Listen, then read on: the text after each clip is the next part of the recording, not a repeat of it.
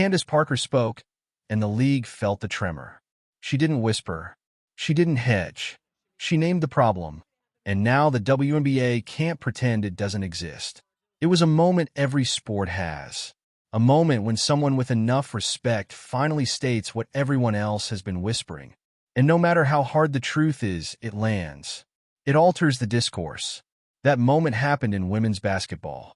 The person who started it wasn't a commentator or a Twitter provocateur. It was Candace Parker, one of the most accomplished players in WNBA history. A woman who earned the kind of credibility that demands attention. Her remarks went beyond the news.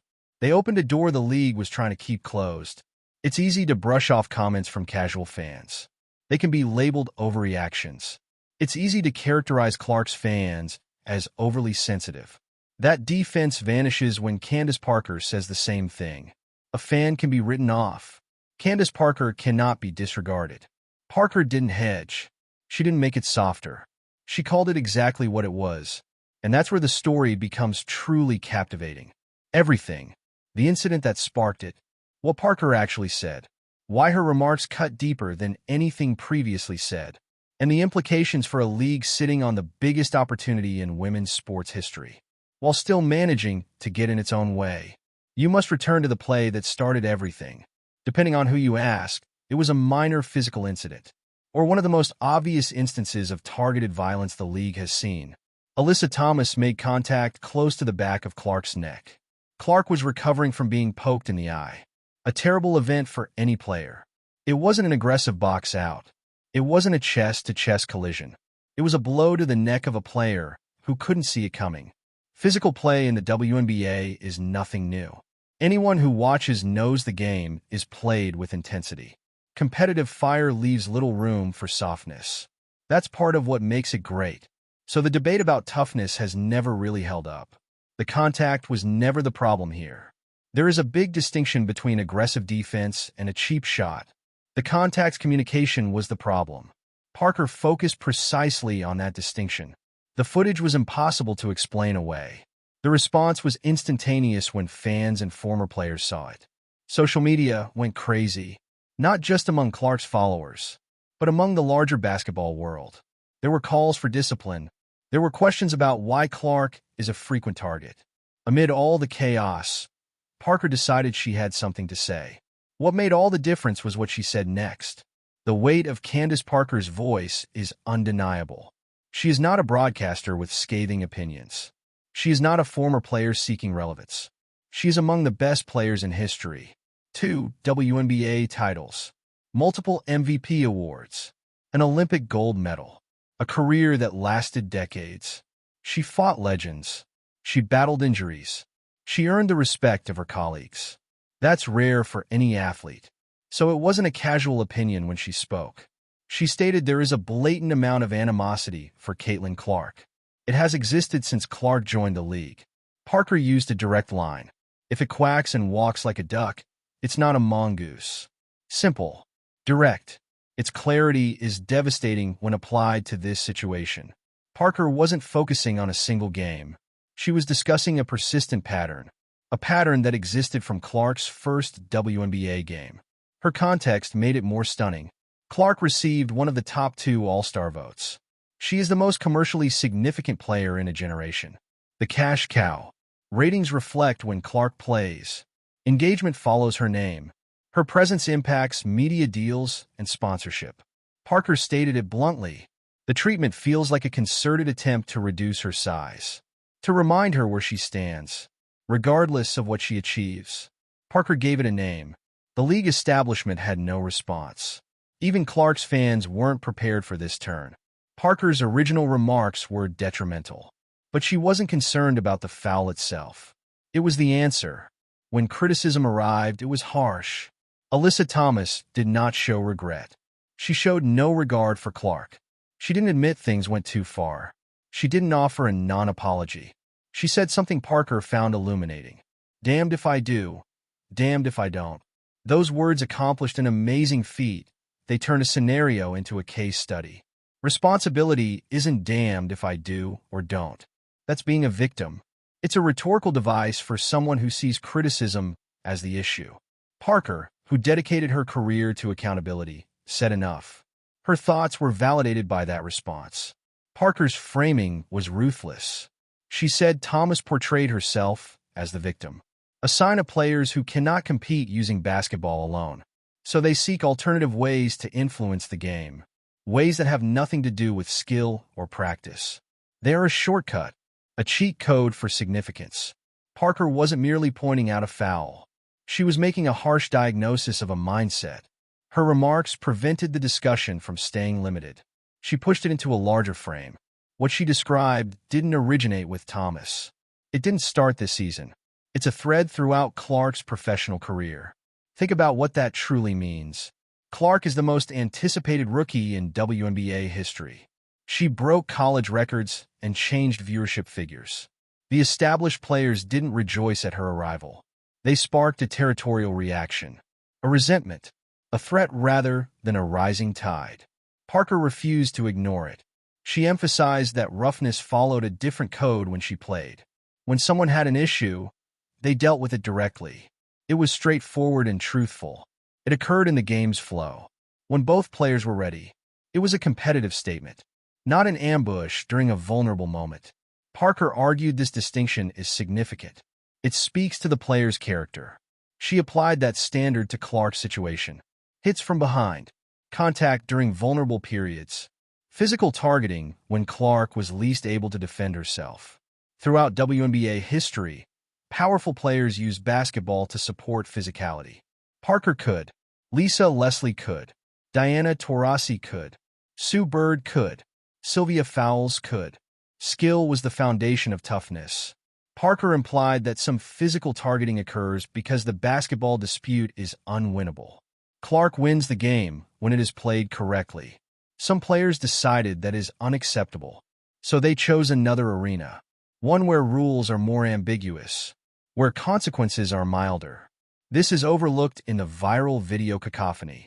Caitlin Clark is 22 years old. In any other professional setting, the focus is on potential. Coaches are building systems. Analysts are forecasting progression. Yet at 22, Clark is viewed as a threat and the solution to the league's issues. Parker stated this argument clearly.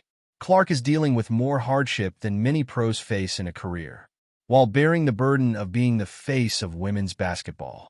Every game is an event. Every action is scrutinized. Millions watch every time she is knocked down.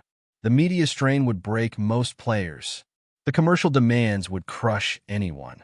Endorsements, appearances, representing a movement.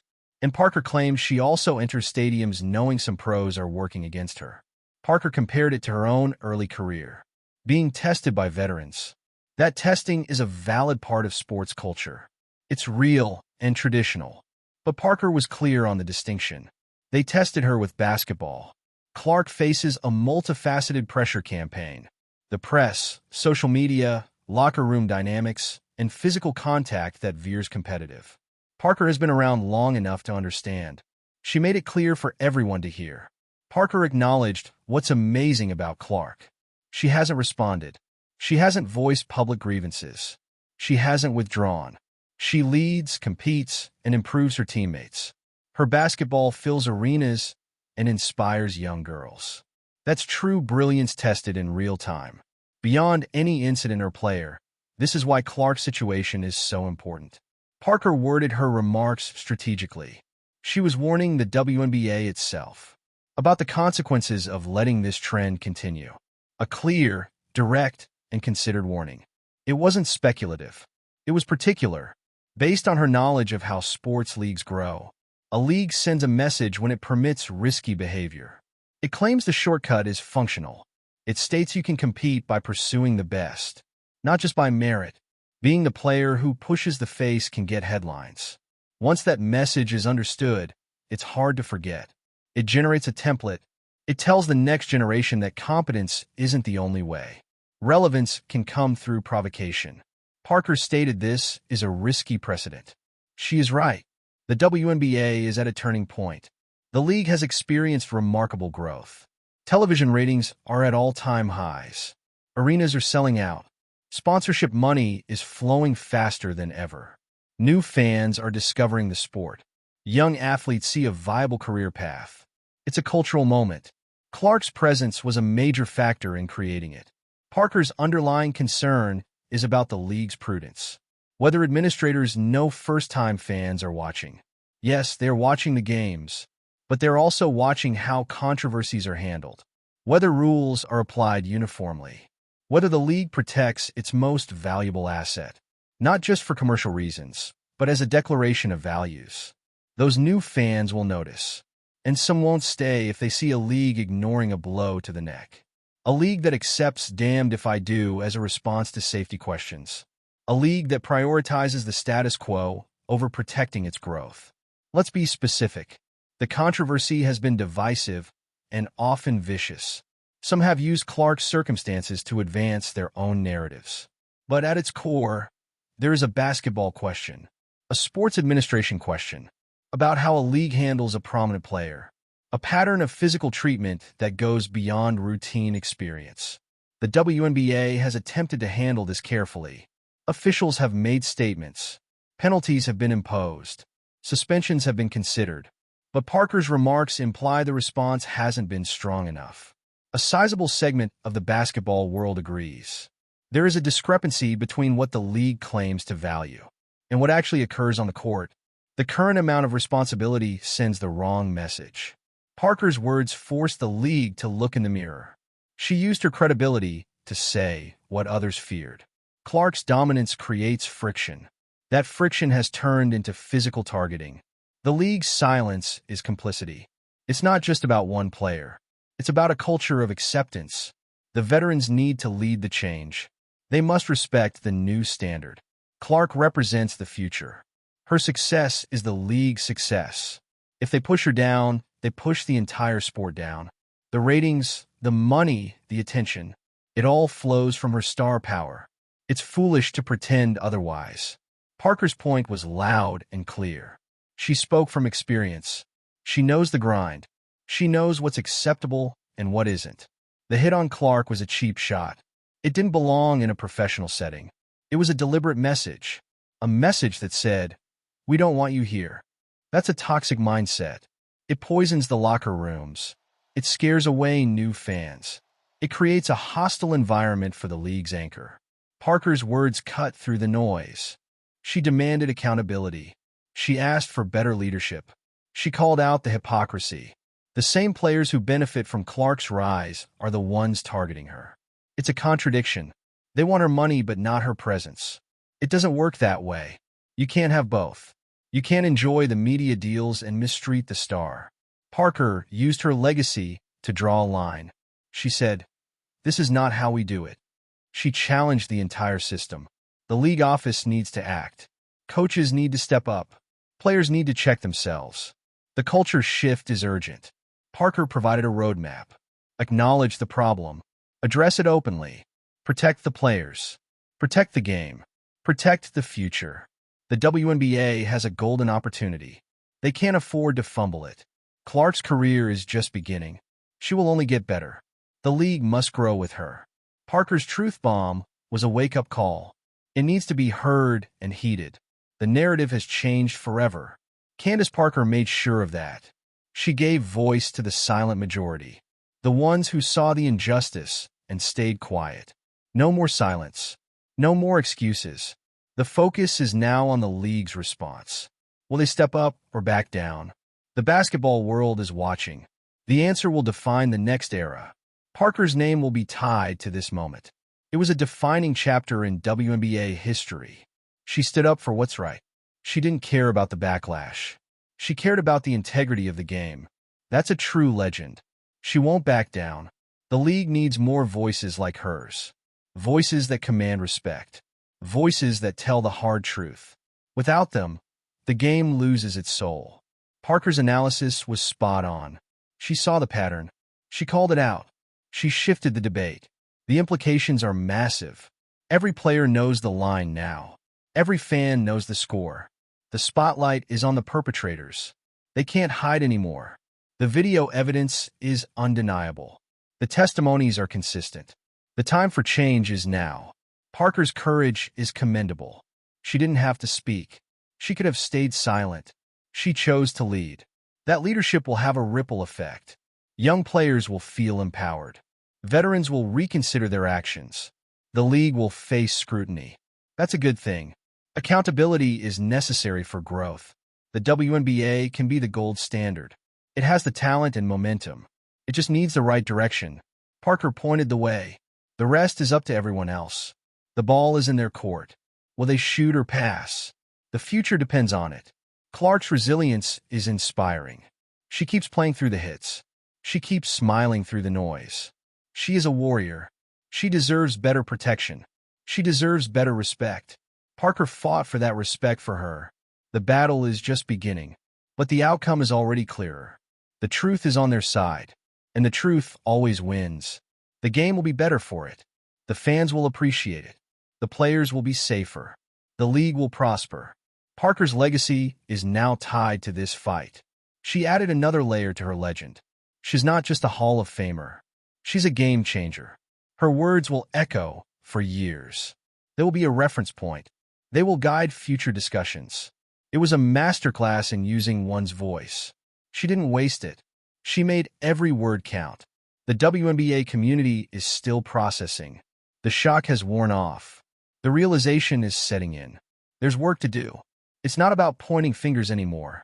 It's about fixing the system, creating a safer environment, building on the momentum. The players deserve better. The fans deserve better. The sport deserves better. Parker's intervention was a gift. It gave everyone a chance to reflect, to reset, to rebuild. The old guard has to change. The new guard has to lead. The teams have to rally.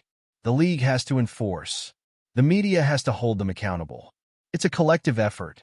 Parker set the standard. Now everyone must follow. The video analysis can be debated. The intentions can be questioned. But the pattern is clear. The evidence is overwhelming. Parker's judgment is trusted. She earned that trust. She used it responsibly. She didn't stir for drama. She stirred for change. And that's the most noble cause. The WNBA is better for her existence. This moment will be a hallmark of her influence. It wasn't a game-winning shot. It was a culture-winning statement. And that's far more important. The road ahead is long. But the direction is set. The movement is real. The league must embrace it, or risk losing everything. Clark is the key to the future. Treating her fairly is paramount. The physicality must be regulated. The cheap shots must stop. The rhetoric must change.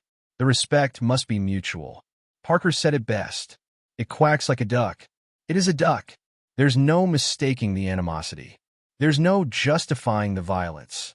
The league needs to issue a memo. A clear, hard line. This behavior will not be tolerated. It has to come from the top. The commissioner must be firm. The referees must be vigilant. The players must self-police. This is a community problem. A community solution is needed. Parker's voice is the catalyst. The rest is up to the community. The momentum is building. The pressure is on. The fans are engaged. The conversation is healthy. It's a moment of reckoning. One that can lead to a better era. The shadow of this incident will linger. But it can also light the way. Change is painful but necessary. Parker showed that. She endured the criticism. She stood her ground. She was a beacon of integrity. The young fans see that. They see a role model. Someone who fights for them. Clark sees that. She sees an ally. Someone who has her back. It's a powerful dynamic. One that transcends the sport. It's about justice. It's about fairness. It's about building a better world. And it starts on the hardwood. The court is a reflection of society. Parker reflected the best of it. She embodied courage and conviction. The script is now written. The audience is watching. The actors are ready. It's time for the final act. A good one. A just one. A triumphant one. The league's response will be the climax. Let it be a moment of pride. Not one of shame. Let it be a decision to protect. To nurture. To grow. Parker gave them the blueprint. They just have to follow it. The history books will judge them. They will judge the league. They will judge the players. They will judge the administration.